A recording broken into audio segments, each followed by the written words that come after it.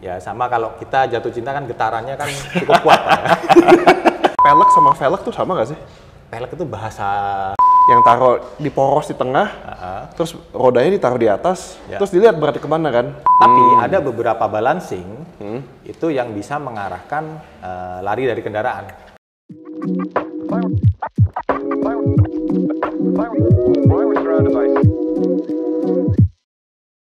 Halo Sobat HPC, kembali lagi bersama saya Kevinski Himawan di acara HPC Corner nomor 3. Nah, dalam episode kali ini kita akan membahas soal balancing dengan mobil. Ya, bersama saya hari ini ada Pak Agung, salah satu sales manager di Himawan Putra. Ya. Pak Agung, kalau sekarang ini kan kita yang isu-isu yang lumayan hot itu kan adalah work-life balance ya. Ya. Work-life balance itu kan keseimbangan antara hidup dan kerja gitu ya. Betul. Nah, tapi kan sebelum itu kan ada juga namanya spurring dan balance juga kan? Betul. Mungkin boleh dijelasin sedikit Pak, balance itu apa sih? Balance itu apa tuh?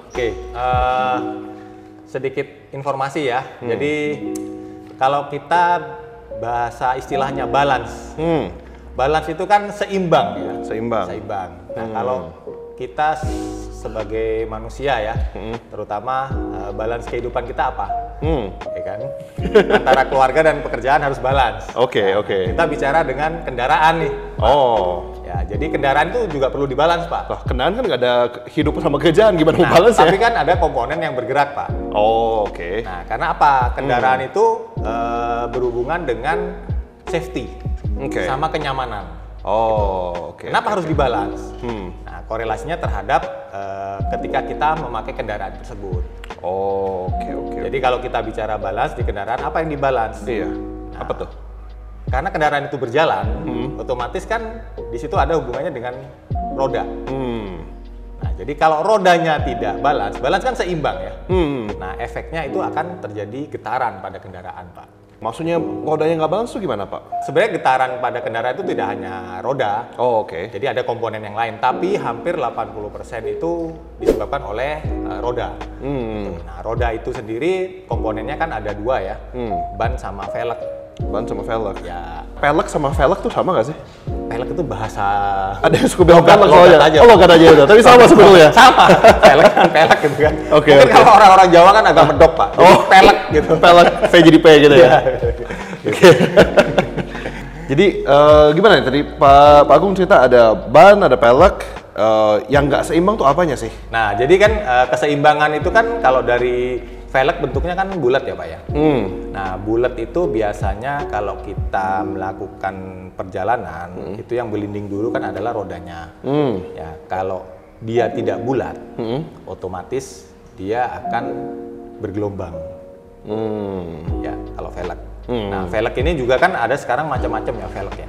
Ada velg yang racing, ada velg standar, dan makin ke depan velg itu makin lebar, ya kan. Nah, kita tahu sendiri velg itu kan ada beberapa velg yang aluminium, ada yang besi. Nah, otomatis di situ ada berat juga. Oh, oke. Nah, itulah salah satu faktor yang bisa membuat dia tidak balance. Dari velg ya? Dari velg. Nah, kalau dari ban, ban ini kan komponen dari roda ya. Nah, yang bersentuhan dengan jalan. Nah, sedangkan kita tahu bahwa ban itu kan dari karet ya. Iya. Nah, karet kalau mungkin teman-teman di sini sedikit informasi bahwa pembuatan ban itu seperti apa. Ya, ini sedikit penjelasan sedikit. Jadi pembuatan ban itu ada yang metodenya berlapis-lapis. Jadi nanti akan diketemukan menjadi bulat. Ya. Oh, ternyata ban itu dalam juga ya? Dalam. Banyak lapisannya ya? Banyak lapisannya. Tapi cuma bulat doang? Betul. Ternyata memang berlapis-lapis? Ya, ini sepintas Pak. Karena saya bukan ahlinya, saya baru tahu aja sebenarnya. Sharing Bisa aja. Pak Agung. Jadi nanti kalau pengen lebih tahu tentang bagaimana ban sendiri, itu bisa kita kupas lagi nanti. Nah itu dari sana bisa nggak seimbang tuh gimana Pak? Nah, apa yang terjadi kalau saat ban dan pelek ini beratnya tuh nggak seimbang gitu?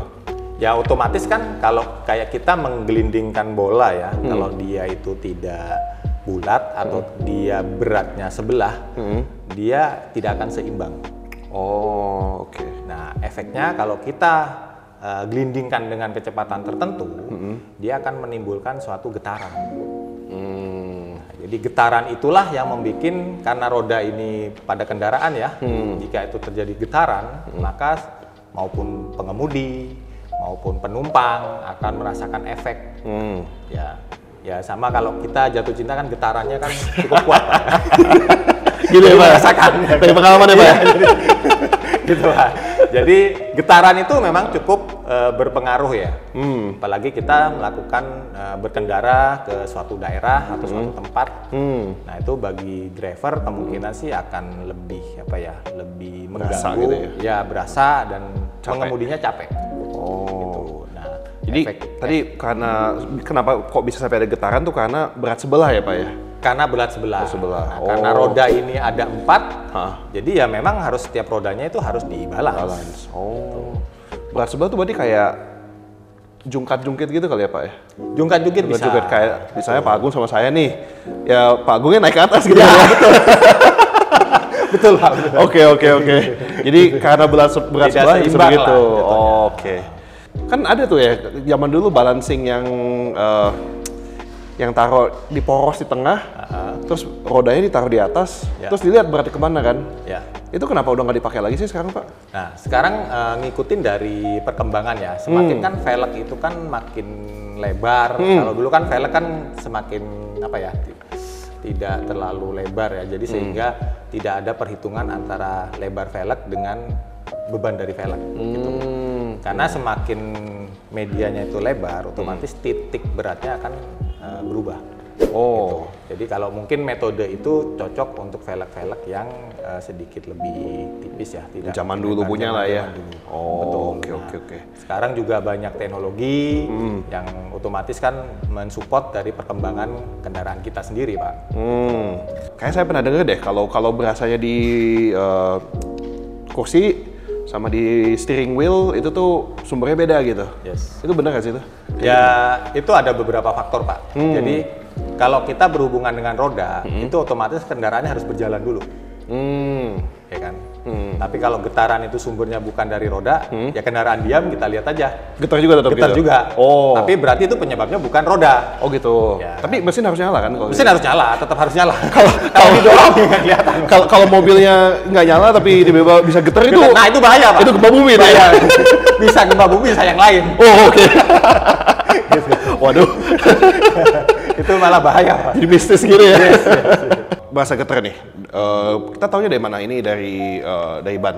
Nah biasanya itu kerasa banget pada kemudi, Pak. Kemudi. Atau bahasa setir ya. Setir. Kalau orang bilang itu setirnya ya. Jadi dia kita jalankan kendaraan pada kecepatan tertentu, dia juga akan bergetar. Oke.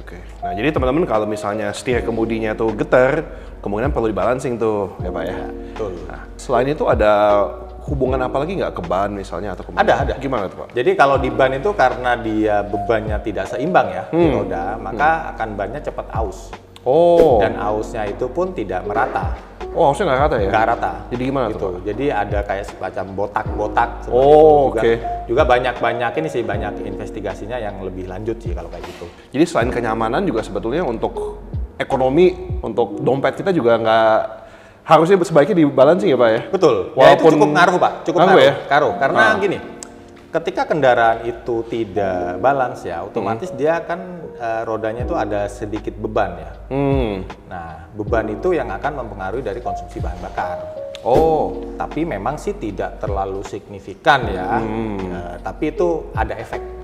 Apalagi kan kalau dilihat sebetulnya harga balancing jasanya dibanding harga ban sama harga bensin kan ya lumayan lah ya. Lumayan lah kalau bisa hemat di sana. Yes, betul. Kalau rodanya getar tuh ke kaki-kakinya juga ada ngaruh juga ya Pak ya? Ya, nah itu tadi di samping itu juga ada usia komponen. Roda ini kan disupport oleh komponen-komponen penunjang dari kendaraan, ya kan. Nah, karena dia tidak balance, menimbulkan getar. Nah, getaran ini apalagi sampai dirasakan di setir ya, otomatis kan komponen-komponen pensupport roda itu akan mengalami getaran terus. Oh iya ya? Ya kan, otomatis itu akan mempengaruhi usia dari spare part tersebut. Kayak saya pernah nonton ya dulu di YouTube gitu atau di TikTok kayaknya ada viral gitu. Mobil lagi ngebut tiba-tiba rodanya lepas gitu. Bisa begitu ya, ternyata bautnya lepas gitu. Kan kendaraan itu apalagi roda ya, ketika melakukan pemasangan di roda itu memang kan harus ada baut yang dikencangkan pada nilai tertentu ya. Nah, banyak faktor sih. Iya, Salah satu yang membuat copot ya mungkin bisa getaran itu sendiri. Jadi baut itu akan terlepas dengan sendirinya. Wah, itu sih. Memang ternyata ada kaitannya sama safety itu sangat banyak ya, sangat besar. Selain biasa tuh kalau mau balancing tuh ada guideline-nya nggak sih? Seberapa sering? Kalau kayak spuring kan saya sering dengar tuh 10.000 km atau 6 bulan ya. Kalau balancing gimana Pak? Kalau balancing sih sebenarnya tidak ada guideline yang pas ya. Karena kan tergantung dari pemakaian kendaraan tersebut. Gitu. Terus kedua adalah karakter dari pembawanya. Gitu kan. Ya ada beberapa yang memang suka drift atau suka ngebut gitu kan, otomatis itu akan mempengaruhi dari roda tersebut. Atau kalaupun memang mau untuk perawatan sih tidak ada salahnya, karena kan kita tidak tahu keausan dari roda itu sendiri seberapa jauh gitu. Itu sih buat preventif sih nggak ada masalah. Mungkin lebih bagus gitu ya, soalnya kadang-kadang kan orang ada yang sensitifnya beda ya. Mungkin kalau misalnya Pak Agung misalnya lebih sensitif, pegang setir kemudi dikit udah berasa getar. Kalau ada temennya mungkin belum berasa gitu kan. Berasa, ya memang sih baiknya sih waktu kita melakukan servis berkala. Sekalian ya? Sekalian. Mumpung lagi sana, karena ini hubungannya sama keausan ban. Kalau sudah getar itu berarti kan sudah parah ya. Kita sudah tidak bisa melakukan apa-apa. Gitu. Biasanya seperti itu Pak. Baiknya dicegah justru. Baiknya dicegah. Karena kita kan cuma ya itu tadi Pak Kevin bilang kita ngeluarin sedikit kan. Jasa balancing berapa sih? Gitu kan. Tapi itu sudah bisa menghemat ban, hemat bahan bakar, bahkan komponen kaki-kaki juga ya. Kalau misalnya di bengkel biasanya kan kita lihat spuring balancing ya Pak ya. Itu sebetulnya kenapa namanya dibarengin gitu? Padahal sama nggak sih itu spuring sama balancing? Beda kan ya? Sebenarnya beda Pak. Beda tujuan. Jadi kalau spuring itu kan lebih arahnya adalah ketika kendaraan itu lari ke kanan ke kiri, itu arahnya adalah spuring. Nah kalau balancing sekarang bisa lebih ke getaran. Tapi ada beberapa balancing itu yang bisa mengarahkan lari dari kendaraan. Makin rumit tapi menarik juga nih Pak nih. Ya, nah itu nanti kalau Kevin kita kupas ada tuh. Boleh. Spuring sama balancing kan seringkali dipaketin ya sama bengkel. Sebetulnya apa bisa dilakukan terpisah atau memang sebaiknya dibarengin atau gimana tuh Pak? Sebaiknya sih harus dilakukan bersamaan ya, karena penyempurnaan dari spuring itu sebenarnya kan lebih ke safety ya, jadi biar sekalian, karena sama-sama melakukan proses pengecekan ya di roda gitu. Kok bisa sih itu dari balancing pembacaan getaran kok kita bisa tahu dia bannya mau kemana gitu kan? Nah, ada beberapa balancing yang notabene-nya teknologinya kan sudah mulai tinggi ya Pak ya. Itu ada, dia bisa mengukur Pak. Jadi ketika roda ini berputar, dia itu lebih arahnya larinya kemana itu ada. Canggih ya sekarang ya? Ya namanya teknologi, jadi kan berkembang ya? Selalu berkembang dan itu tadi ternyata sumber getaran itu yang saya tadi bilang bahwa penyebabnya velg sama ban, tapi ini lebih detail lagi. Diketahui nilainya berapa Pak, diukur. Jadi ini lebih dalam lagi. Oke. Canggih sih. Kan kalau saya dengar kalau di Himan Putra kan ada beberapa merek ya untuk balancing ya. Ada merek Hunter, merek Corgi, merek Smart. Mungkin boleh diceritakan nggak Pak beda-bedanya apa sih itu? Keluaran dari Himawan itu disesuaikan dengan market dan pangsa pasar. Gitu kan. Nah biasanya itu dikasih timah Pak. Kasih timah? Sebatas kasih timah. Seperti ini ya? Yes, timah atau besi tempel lah. Ini 5 berarti 5 gram? 5 gram. Oh ya? 5 gram bisa ngaruh? 5 gram ngaruh Pak. Oh ya? Iya, karena kan berputar Pak.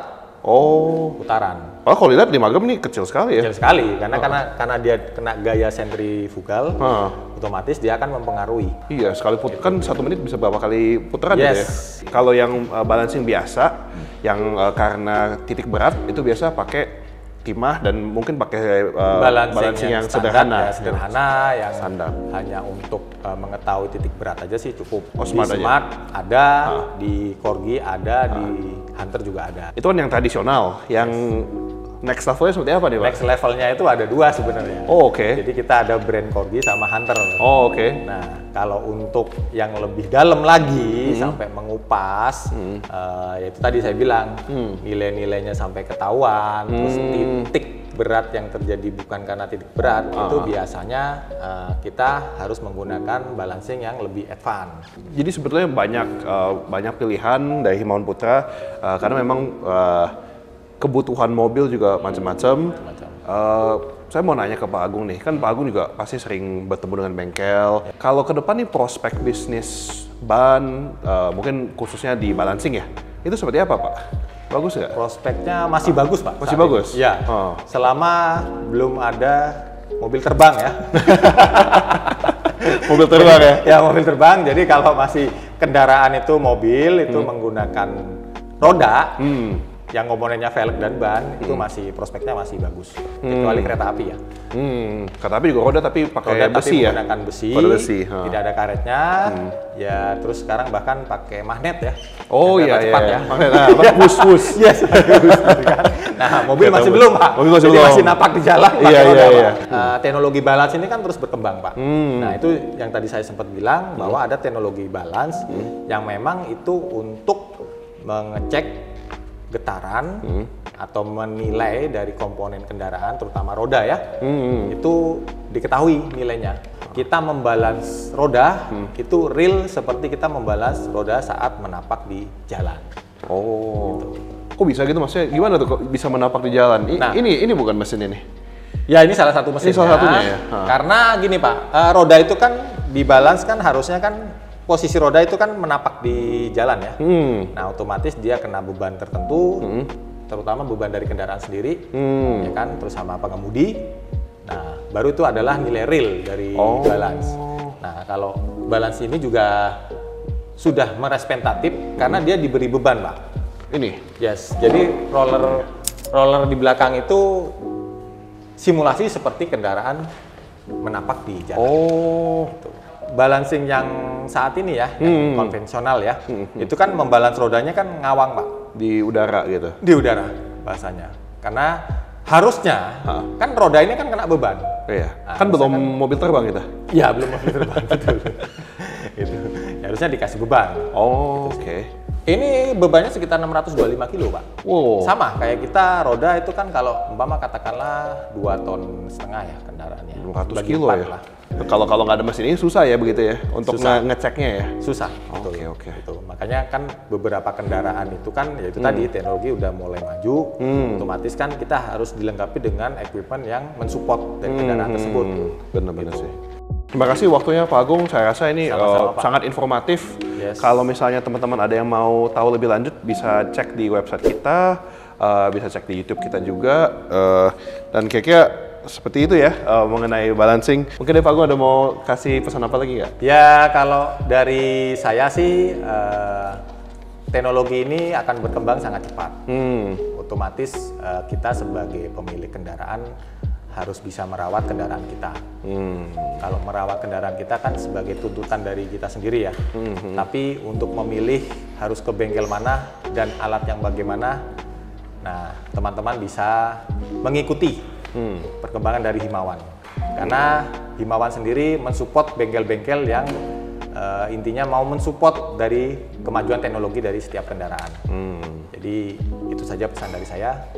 Oke, terima kasih banyak Pak Agung. Ya, jadi cari yang HPC recommended. Sampai jumpa di podcast berikutnya. Himawan Putra, mitra andalan terpercaya usaha bengkel Anda.